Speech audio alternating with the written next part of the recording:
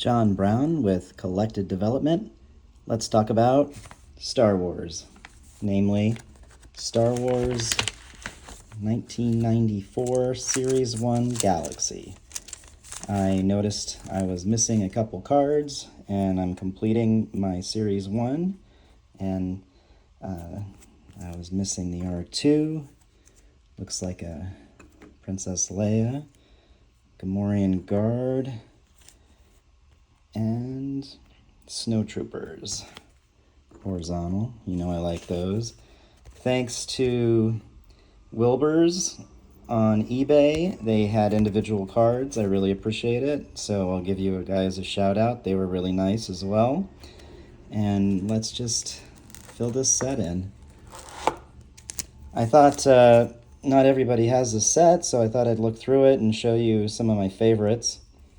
So there's a cover, and then here we go right away. Lucas with his vision. Luke looking into the distance. Then you have the main characters. Leia. These are beautifully painted.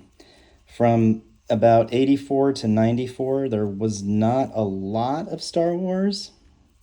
And I think that's where R2 goes, right there. Great.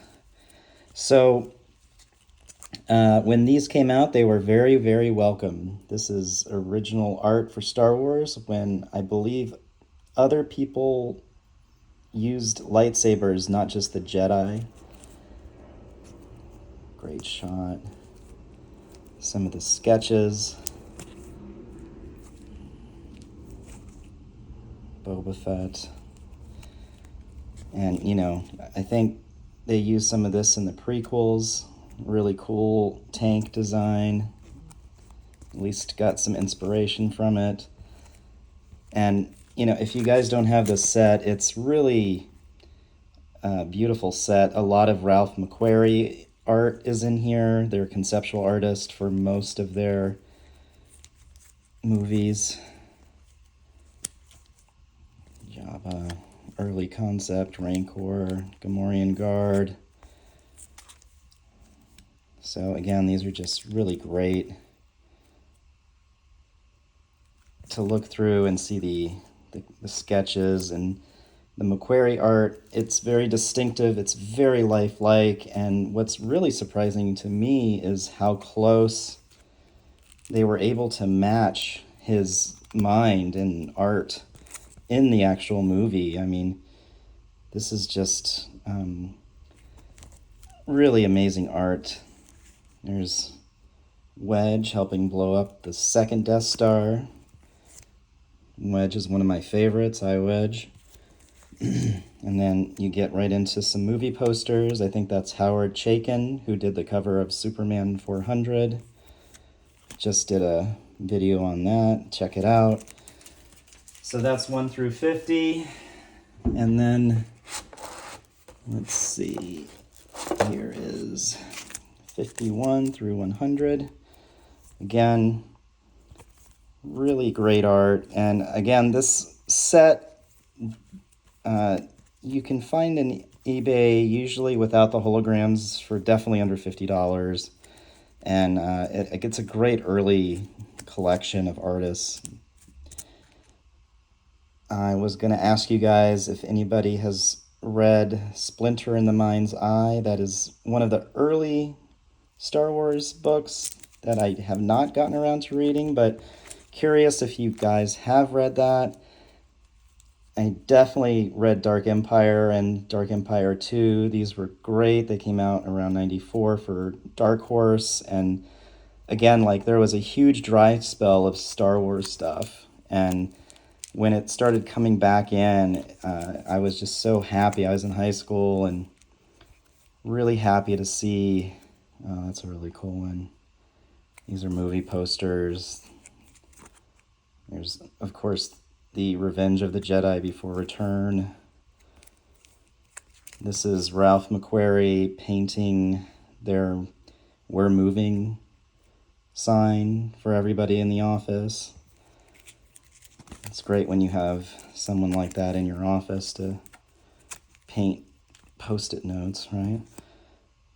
this is, why did I mark that? Let's see here. Oh, it mentions Heir to the Empire, which were the first post Star Wars novels I read. And if you haven't read those, the detail that Timothy Zahn puts in those and really extends and expands the universe are just classic. And now you're seeing it with Thrawn. Maybe we'll get some Mara Jade at some point. Let's see, I think missing 84, 83.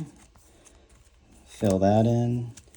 Again, as a collector, all you guys know how satisfying it can be when you complete a set. And don't know why it took me so long, but it's finally done. I think this is Steve Ditko art. Steve Ditko, medical droid. And again, I just wanted to show you because not everybody has this set, but it's a great set. This is Michael Kaluta, huge DC artist in the 80s and 70s, and you can see the detail. It's just really beautiful. All right, last two. Card 101 to 140, which is a checklist. And start with the Bounty Hunters, Han and Carbonite. Who's that? Dale Kawan. He is well known for Pitt and did Hulk with Peter David.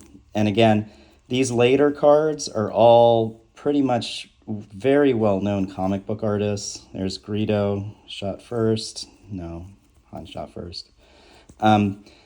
Here's Han winning his Millennium Falcon from Lando. And Cynthia Martin. If you don't know her, she did like a graphic novel for The Punisher. She's a great artist. You should check her out. And this is Mike Mignola, who of course did Hellboy, C-3PO. This is done by Moebius. As you're well aware, I talk about Moebius a lot. I think he's one of the most interesting and best artists in the last 30, 40 years. This is always interested me with if the medical droid got Luke's hand back. And Wookiees. But, you know, every single one of these is done by the Gamorrean Guard, is George Perez, who did Wonder Woman, Volume 2, until around issue 65, I think, and also did the Crisis on Infinite Earths, which is a landmark comic book. Started the extended miniseries, 12-issue books, 8 to 12-issue books, limited edition. This is Bill Sienkiewicz, who always has very unique and different visions of our favorite characters. And I always like this one too. This is Luke Skywalker's T-16 Skyhopper. You see him playing with it in Star Wars early on when he gets R2 and C-3PO and starts cleaning them. And let's see, I have one more. Snowtroopers by Al Williamson, who did a lot of Star Wars art for the Star Wars comic book in the early 80s. And, you know, again, you can see the detail, and he's an EC guy, classic artist. And that's it. Thank you for sharing the Galaxy One with me, and have a great day.